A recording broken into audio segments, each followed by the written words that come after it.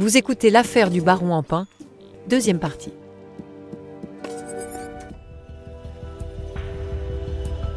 Le matin du 17 février, une nouvelle lettre, reçue par l'avocat du groupe Empain-Schneider, un certain Robert Badinter, fixe la remise de la rançon 5 jours plus tard à Megève.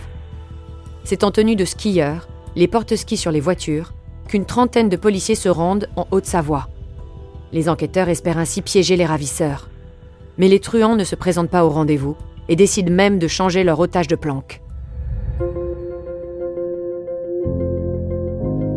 Peu de temps après la tentative ratée de Megève, est-ce parce que les ravisseurs se sont rendus compte qu'à Megève, il y avait des flics, ils décident de changer le lieu de résidence du baron. Catherine Tardroux, ex-journaliste à Paris Match et au Parisien. Là, il a très peur parce qu'il se dit, il m'emmène pour m'exécuter quelque part, dans un lieu désert. Jean-Yves Dupeux, avocat du baron Empain. Et en réalité, non, il l'emmène dans le sous-sol d'un pavillon à Savigny. Il y arrive de nuit. Alors la même chose, il est toujours dans un environnement qui a été un peu capitonné, avec la fameuse tente. Mais disons qu'il est mieux traité, parce qu'on lui donne des journaux, on lui donne un poste de radio, on lui permet d'écouter de la musique. Et surtout, ce qui va beaucoup s'améliorer, c'est que la cuisine va devenir soignée. Des truiteaux bleus, du civet de lièvre. André Bizel, ex-chef adjoint de la brigade criminelle de Paris et auteur de Empain le rapt. Et là, il se dit, il y a une femme qui cuisine. À ce moment-là, arrive aussi un changement dans l'attitude des ravisseurs qui jusque-là étaient restés totalement muets. Ils parlent un peu au baron. Inconsciemment, je pense qu'une relation commence à émerger entre les ravisseurs et le baron. Pendant près d'un mois, il ne va plus y avoir de nouvelles. Ni de l'aide du baron, ni de coups de téléphone des ravisseurs.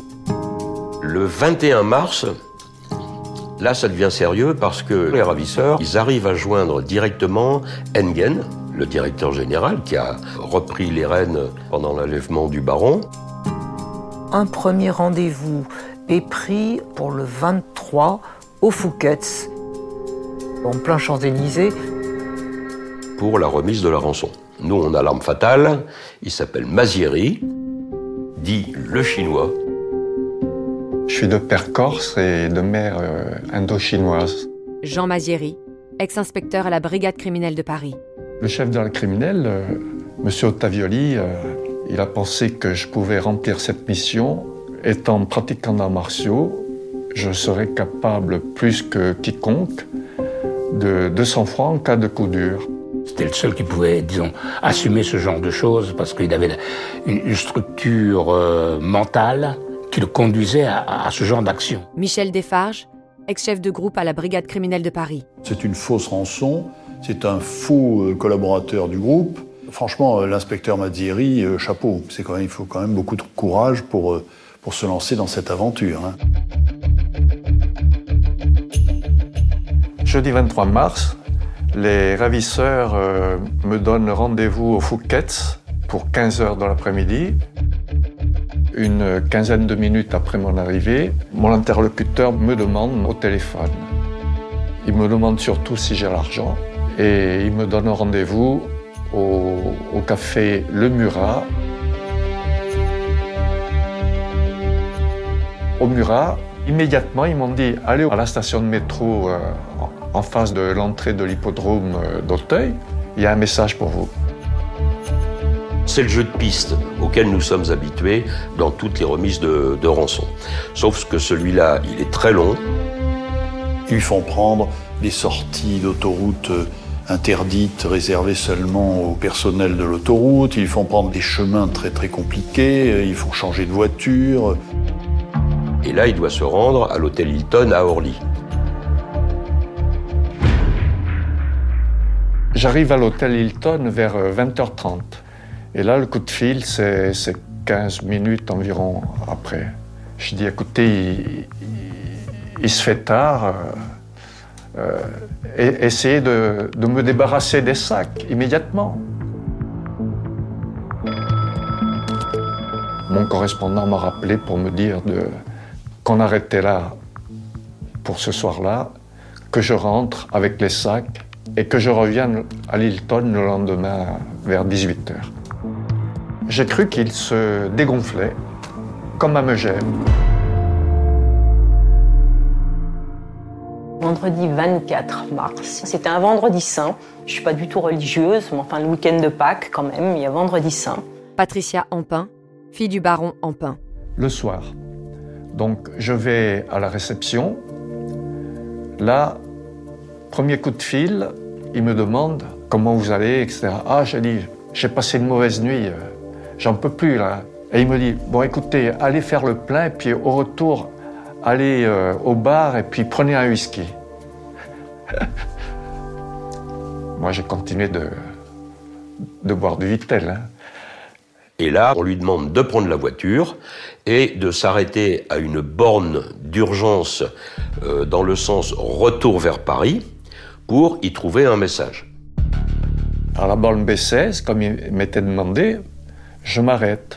Mais il y a un dépanneur, un grutier qui me colle. Il croit que je suis en panne. Et je descends en oubliant la clé de contact à bord. Il va se porter à la hauteur du chauffeur et il lui demande de dégager.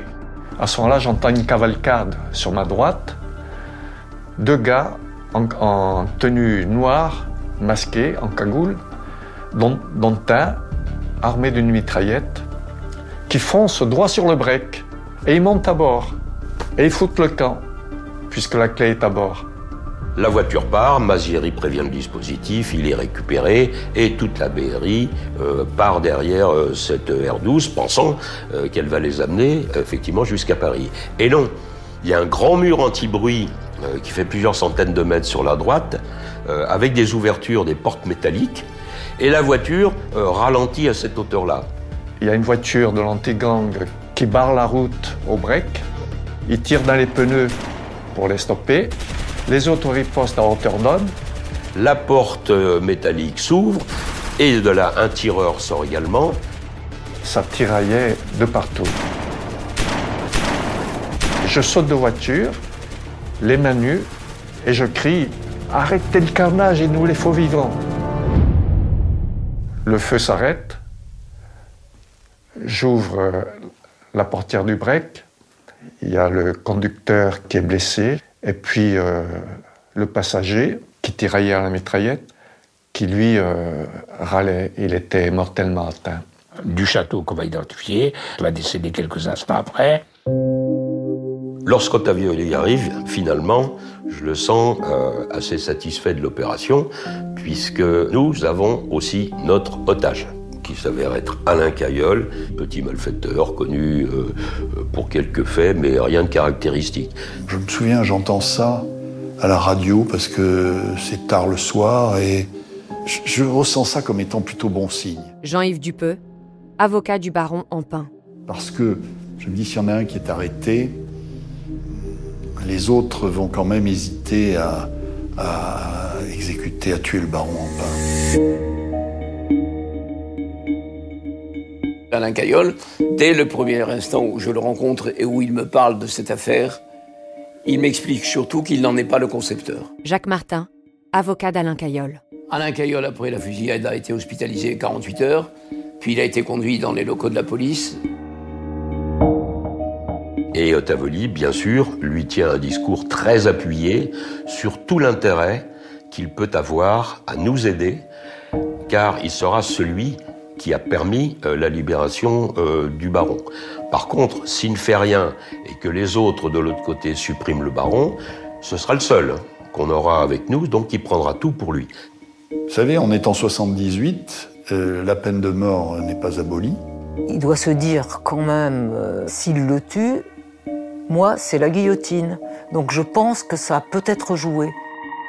Il propose de téléphoner à des personnes qui sont capables, peut-être, d'obtenir la libération du baron. Ottavio lui indique un poste téléphonique qui est une ligne privée. Et il m'a dit, il n'y a qu'une chose, c'est qu'effectivement, je ne veux pas livrer mes complices. Il faut que vous ne voyez pas le numéro de téléphone que je vais faire. Ça s'est passé comment? Alors ça s'est passé comment? Il a pris mon téléphone et il l'a mis sur ses genoux et il a composé le numéro sans que je puisse le voir. Il veut prévenir les gens qui gardent le baron, qui sont les geôliers du baron, qu'il faut le libérer, mais aussi leur permettre éventuellement, s'ils le peuvent, de ne pas être pris dans une souricière. Il compose 3 numéros. Le premier, il a rien. Deuxième, il a rien. Et au troisième, il a un correspondant. Et il lui dit c'est Alain, je suis avec les flics, c'est des fous, ils ont le droit de tuer, vous n'aurez jamais la rançon. Libérez le baron, c'est la seule chose à faire. Il sait très bien à qui il a téléphoné. Il sait que ceux qu'il a eu au bout du fil ne sont pas physiquement très éloignés du baron. On lui demande, et il répond, c'est bon à 90%. Donc tout le monde respire. Après la fusillade, c'était des heures interminables. Patricia Ampin, fille du baron Ampin. Interminables. On ne savait pas si papa allait revenir ou si on allait apprendre que les ravisseurs s'étaient débarrassés de papa une fois pour toutes. Les ravisseurs qui le détiennent se demandent s'il faut le libérer ou s'il faut l'exécuter. Et ils votent à une faible majorité pour le libérer. Pour le baron qui n'est pas au courant de ça, il se demande si sa dernière heure n'est pas arrivée. On le remet dans la voiture et on le lâche du côté de la porte d'Ivry, du boulevard Masséna. On lui donne 10 francs et ses ravisseurs lui disent « Tu attends un petit peu, tu attends quelques minutes avant d'enlever la cagoule ». Et là, je pense que le baron Ampin a dû se dire « Bon, on arrive au bout, est-ce qu'ils vont pas me tirer une balle dans la nuque ?» Tout d'un coup, il enlève sa cagoule et il voit les lumières, il voit la ville, il voit les voitures, toutes choses qu'il pensait ne jamais revoir. Et puis il marche, il voit une station de métro. Le baron, il n'a jamais dû prendre le métro de sa vie, ou presque pas. Il achète un billet de métro. Il prend la ligne de métro et il arrive à la station Opéra. Et Opéra, ça lui dit quelque chose. Du coup, il descend du métro. Il trouve une cabine téléphonique et il appelle sa femme avenue Foch. Nous sommes 63 jours après l'enlèvement de papa. Le téléphone sonne et maman a dit « Tu es où ? On vient te chercher tout de suite » et maman est partie. Après nous avoir dit « Je vais chercher papa, il est vivant ». Ils se sont donné rendez-vous sur le terre-plein central. Et effectivement, une voiture de police arrive. Sylvana est dans la voiture. Il monte à l'arrière de la voiture et il s'écroule. Il pleure et il dit « Sylvana, je ne souhaite à personne de subir ce que j'ai vécu. » On voit rentrer un monsieur barbu, en survêtement, qui a perdu une quinzaine, même plus de kilos, avec un bandage autour de sa main. Très marqué, très marqué. Et on sait bien tout de suite que le papa qui est revenu n'est pas le même que le papa qui est parti. Pour le baron Ampin, c'est la fin d'un cauchemar qui aura duré 63 jours. Seulement, au moment de retrouver les siens, l'homme va vite déchanter. Lui, la victime, s'estime alors traité comme un coupable.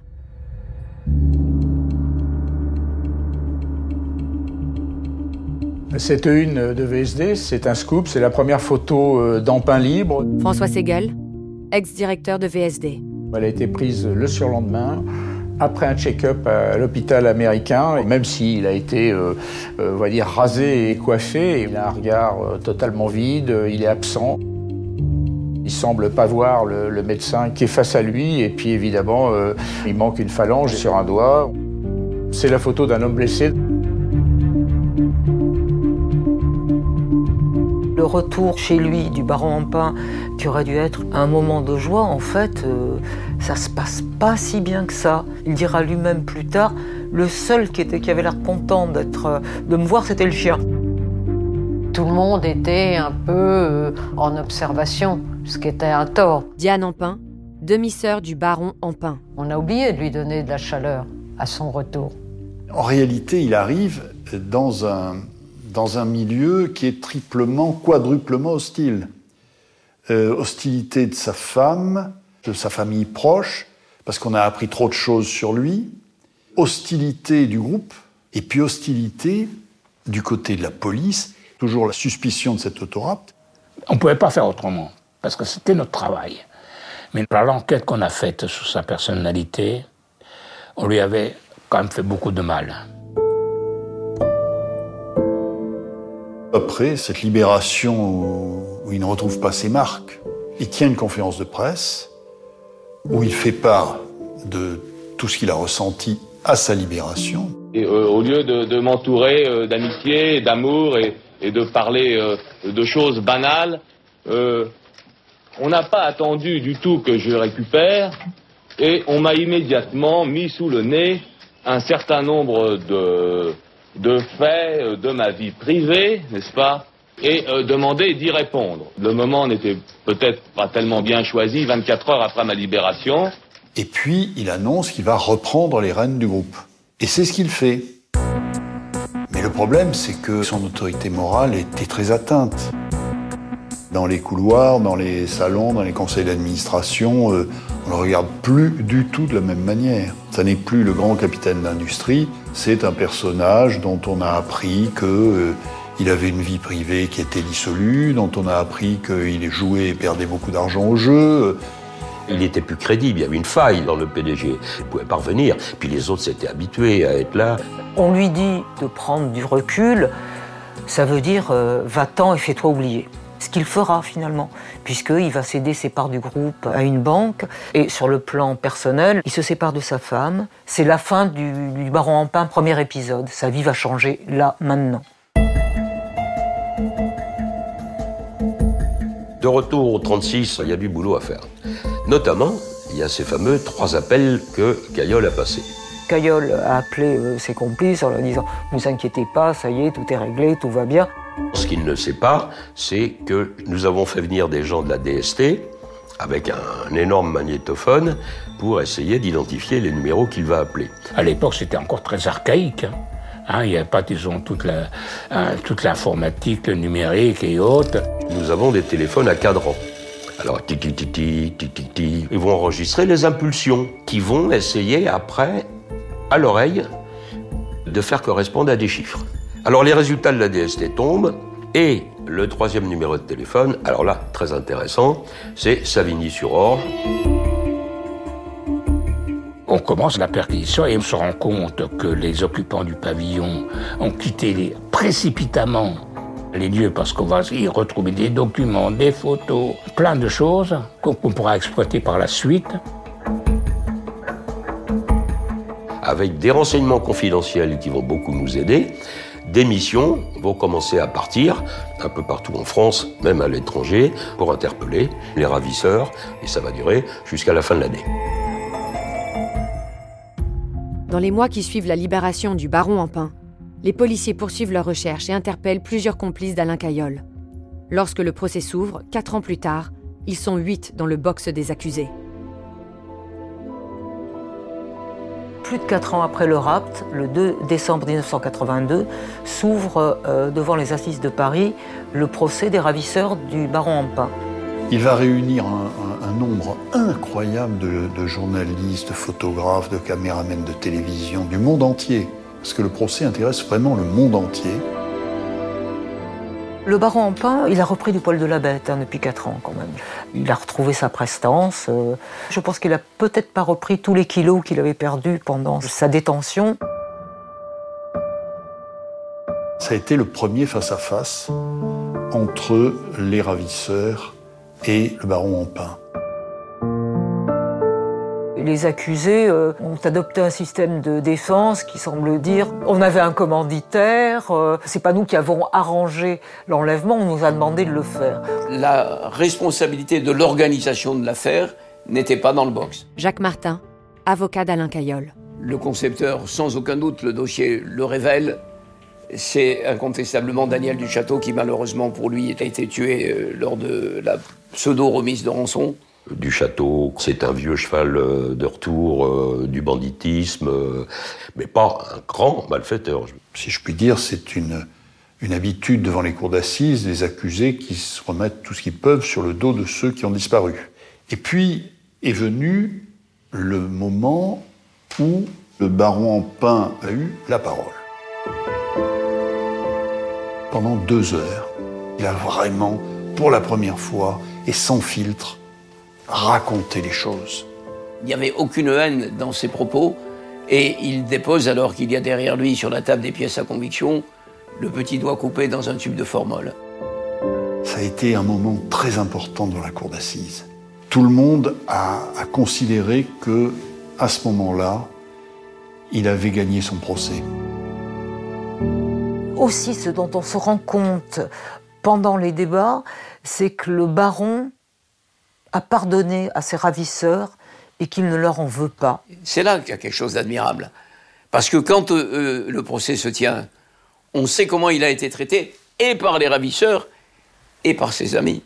Quand on a subi une épreuve, comme celle qui a été la mienne pendant 63 jours, et qu'on a la chance de retrouver sa liberté, on pense plus à en jouir, plutôt qu'à perdre son temps, à vouloir appliquer ou faire appliquer la loi du talion.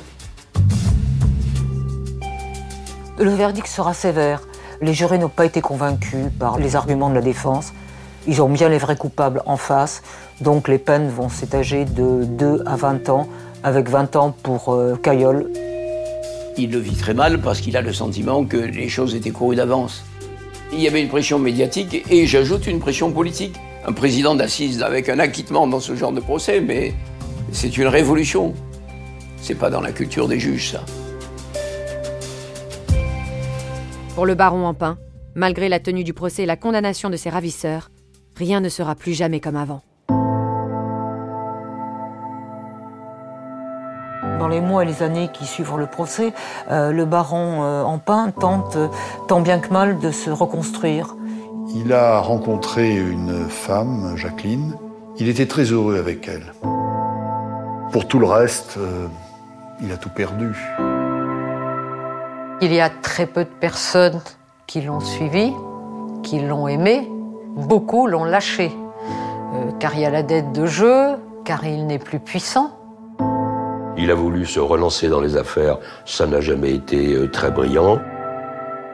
Il a fini, non pas ruiné, parce qu'il avait encore un peu d'argent, mais il a quand même été obligé de vendre le château de la famille, parce qu'il a continué à jouer.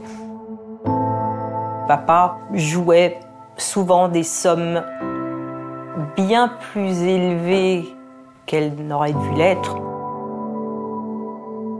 Le baron Empain est mort à 80 ans, en 2018. Sa seconde femme était morte peu de temps avant. Même si la rançon n'a pas été payée, lui, il a payé cher.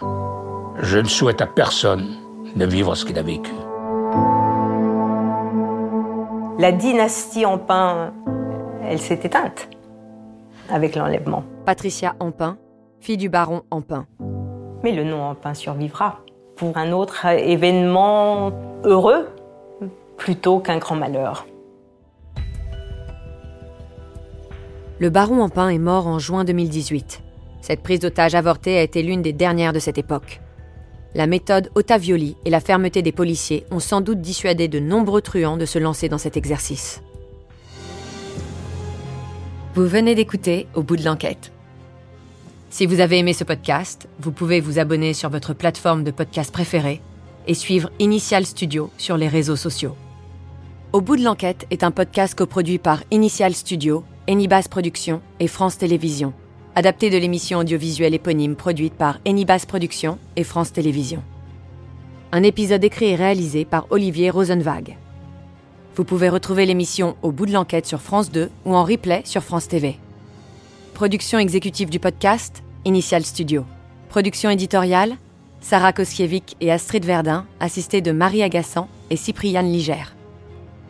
Montage, Camille Legras. Avec la voix de Julie Drey et Marie Drucker.